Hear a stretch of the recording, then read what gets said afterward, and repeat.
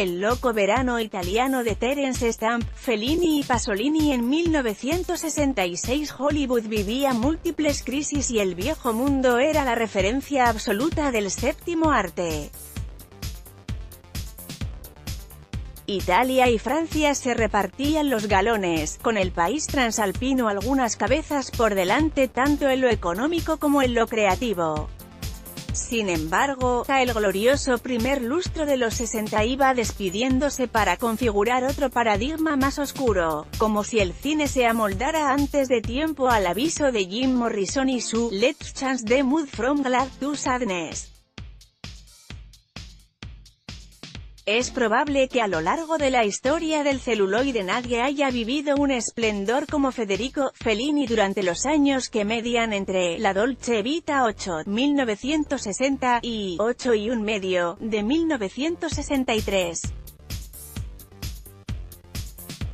Si la primera, el retrato definitivo de una sociedad aquejada de fiebre altísima, reflejaba un mundo a la deriva, el segundo desmenuzaba con insólita brillantez la crisis de un director que resuelve el problema a partir de la misma imposibilidad de ofrecer una nueva entrega de genialidad. Tras esta serie gloriosa llegó Giulietta degli Spiriti, 1965, un preludio de la duda entre universos oníricos, alusiones bastante directas a su crisis matrimonial y el exceso como bandera entre policromías de un pop art más bien siniestro. El siguiente plato del menú feliniano iba a ser decisivo, tanto que el resto de su obra puede considerarse la suma de ese fracaso llamado Il viaggio di G. Mastorna, donde su inseparable Marcello Mastroianni debía interpretar a un clown violonchelista anclado por la nieve en un avión que aterriza de emergencia delante de la Catedral de Colonia. El cambio de Mastorna era radical. Por primera vez el de Rimini prescindía de su equipo habitual de guionistas y fiaba parte de su suerte narrativa al escritor Dino Bucciati. Corría una atmósfera rara en la preparación, más tarde visible en el documental Block Notes di un regista, 1969. La producción se interrumpió cuando Fellini enfermó misteriosamente. Ese antes y después precipitó los acontecimientos, hasta el punto de seguir suscitando debates en la actualidad.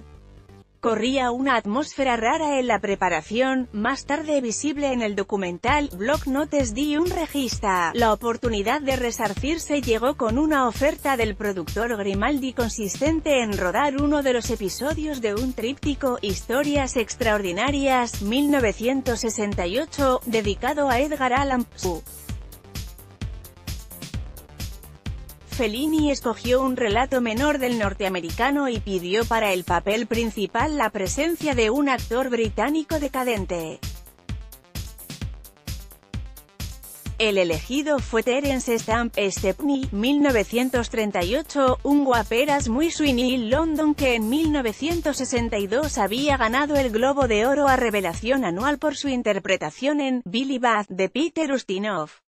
El italiano había trabajado con anterioridad con actores anglosajones, recordándose sobre todo La Estrada, 1954, con Anthony Quinn y Richard Basehart, y La Fallida, Alma sin conciencia, 1955, donde Broderick Crawford le generó infinitos problemas mientras se ponía en la piel de un estafador borracho, real como la vida misma, ebrio como todas las venas del comediante. Poe sin bigotes. Un divo desciende en el aeropuerto de Fiumicino. Hasta aquí nada nuevo. En las películas de Fellini es bien normal ese inicio de viaje, la llegada a Roma como preludio de un viaje sorprendente. Va entre borracho y drogado, se envuelve de luz anaranjada y acude a la antigua capital del mundo para rodar western católico financiado por el Vaticano. Como contrapartida recibirá un Ferrari, su única y verdadera obsesión. por exigencias del circo acude a una entrevista televisiva donde confiesa haber sido maltratado por su madre, asiste a una entrega de premios y al fin, libre de responsabilidades, coge su bólido rojo y se dispara por las calles de la ciudad eterna. El color predominante ha ido mutando y ahora un tono gris predomina sobre el conjunto. Alcanza un puente fracturado, da gas a la máquina y cuando cree haberlo rebasado sucumbe a su apuesta con el diablo, una macabra niña vestida de blanco con un balón inspirada en Operazione Paura, 1966, de Mario Bava, maestro del giallo del país de la bota. En toda esta operación Terence Stamp, quien aún declara el impacto y la metamorfosis que supuso trabajar con Fellini, fue la marioneta de un hombre encaminado hacia nuevos parámetros de sí mismo.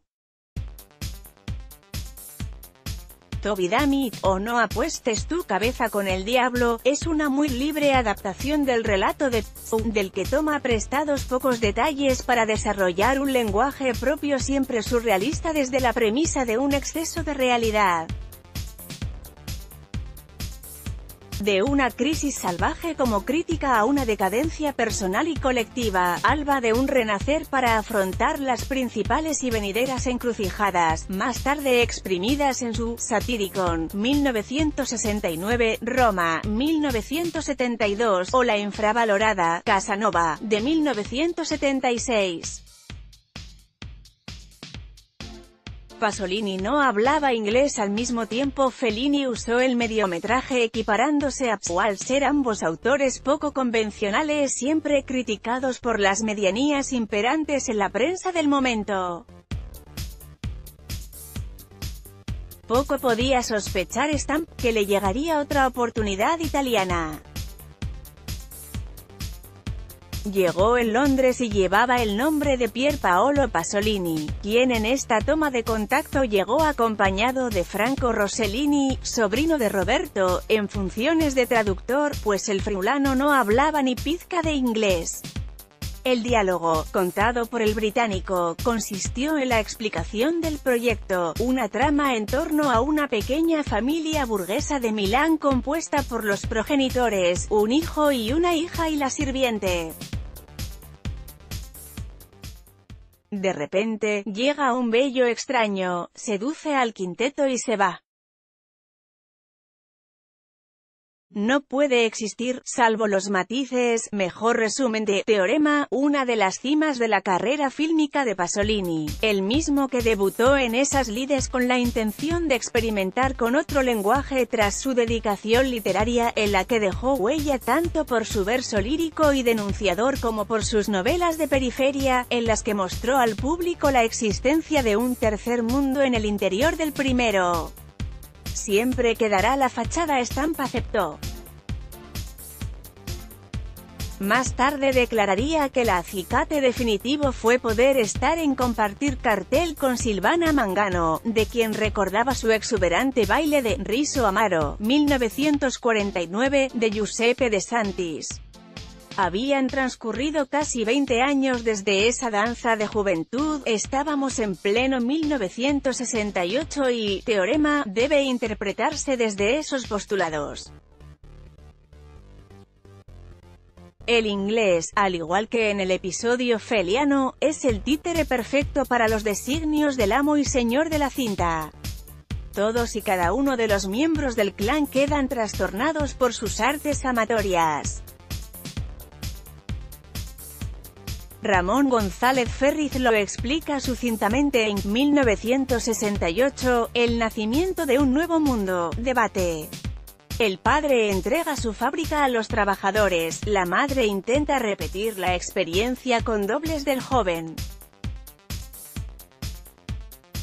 La hija se queda catatónica, el hijo se retira a pintar en un estilo incomprensible y solo se salvan la criada, interpretada por Laura Betti, y el cartero, un nineto Davoli en su sempiterno aquelarre cósmico envuelto de luces estroboscópicas y una música alucinada.